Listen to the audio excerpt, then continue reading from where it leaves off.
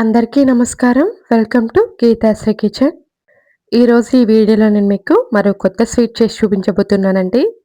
ఈ స్వీట్‌ని ప్రిపేర్ చేసుకోవడానికి మనకి ఎక్కువ పదార్థాలు కూడా అవసరం లేదు. తక్కువ పదార్థాలతో ఈజీగా ప్రిపేర్ చేసుకోవచ్చండి. చూడండి ఎంత జ్యూసీగా ఉందో. దీన్ని ప్రిపేర్ చేసుకోవడానికి మనకి ఎక్కువ టైం కూడా పట్టదండి. దీన్ని అరకప్పు గోధుమ పిండితో ఈజీగా ప్రిపేర్ చేసుకోవచ్చండి.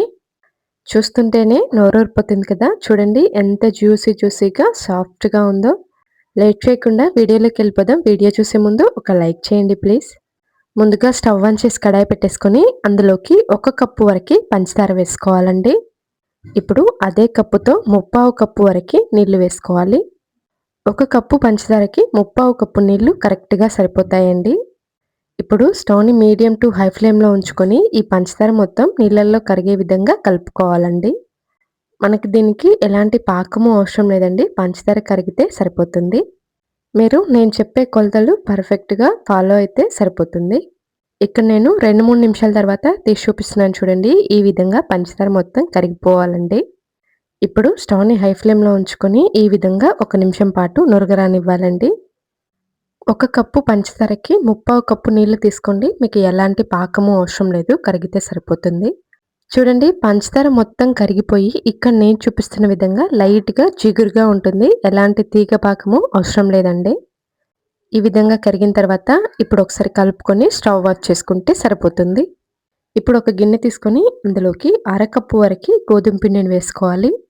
అదే కప్పుతో పావు కప్పు వరకి మిల్క్ పౌడర్‌ని వేసుకోవాలండి.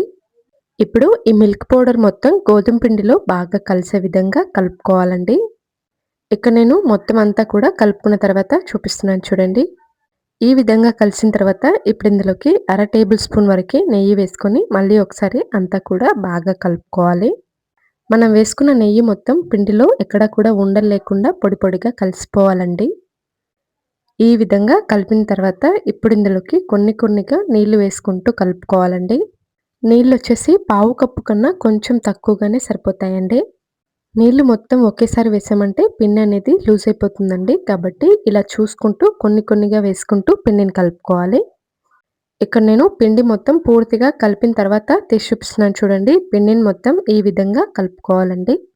మరీ మెత్తగా కాకుండా అలాగని మరీ గట్టిగా కాకుండా ఈ విధంగా కలుపుకోవాలి. ఇప్పుడు దీనిపైన లైట్‌గా నెయ్యి రాసి 5-10 నిమిషాల పాటు పక్కన పెట్టేసుకోవాలండి. ఇక్కడ నేను మళ్ళీ 10 నిమిషాల తర్వాత మూత తీసి చూపిస్తున్నాను చూడండి. మనకి పిండి అనేది ఇంకాస్త సాఫ్ట్‌గా అయిపోతుందండి. ఇప్పుడు ఫ్లోర్ పైన కొంచెం ఆయిల్ వేసుకొని మనం కలుపుకున్న పిండిని పెట్టేసుకోవాలండి. ఇప్పుడు చపాతీ రోలర్‌తో మొత్తం అంతా కూడా ఈ విధంగా బాగా రోల్ చేసుకోవాలి. మరీ మందంగా కాకుండా అలాగని పలుచగా కాకుండా ఈ విధంగా ఉండేలా రోల్ చేసుకోవాలండి. ఇక్కడ నేను దీన్ని స్క్వేర్ షేప్‌లో ప్రిపేర్ చేస్తున్నానండి. మీరు కావాలి అనుకుంటే రౌండ్ షేప్‌లో కూడా ప్రిపేర్ చేసుకోవచ్చు. అంచులను మొత్తం ఈ విధంగా కట్ చేసి ఇలా 9 పార్ట్స్ లాగా కట్ చేసుకోవాలండి. చూడండి ఇక్కడ నేను మళ్ళీ తీసి చూపిస్తున్నాను. ఈ విధంగా ఉంటే సరిపోతుందండి. మరీ మందంగా అవసరం లేదు. అలాగని మరీ పలుచగా కూడా అవసరం లేదు. ఈ విధంగా ప్రిపేర్ చేసుకుంటే సరిపోతుంది. మిగతా పిండిని కూడా సేమ్ ఇదే ప్రాసెస్‌లో ప్రిపేర్ చేసుకోవాలి. ఇక్కడ నేను ఈ ప్రాసెస్ చేసుకుంటున్నప్పుడే డీప్ ఫ్రైకి సరిపడా ఆయిల్ పెట్టేసుకున్నానండి. ఆయిల్ పెట్టేసి ఆయిల్ హీట్ అయిన తర్వాత వీటిని వేసుకుంటున్నప్పుడు స్టవ్‌ని లో ఫ్లేమ్‌లో ఉంచుకొని వేసుకోవాలండి.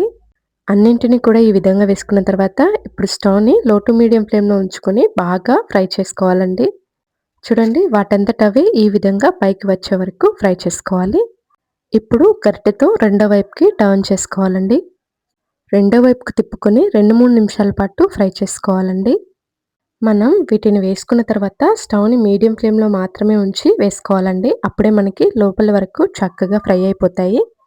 చూడండి ఇక్కడ నేను చూపిస్తున్న విధంగా లైట్ బ్రౌన్ కలర్‌లోకి వచ్చిన తర్వాత తీసేసుకుంటే సరిపోతుంది.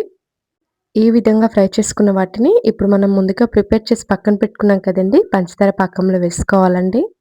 పంచదార పాకం అనేది పూర్తిగా చల్లారిపోకుండా లైట్‌గా గోరువెచ్చగా ఉండేలా చూసుకోవాలండి.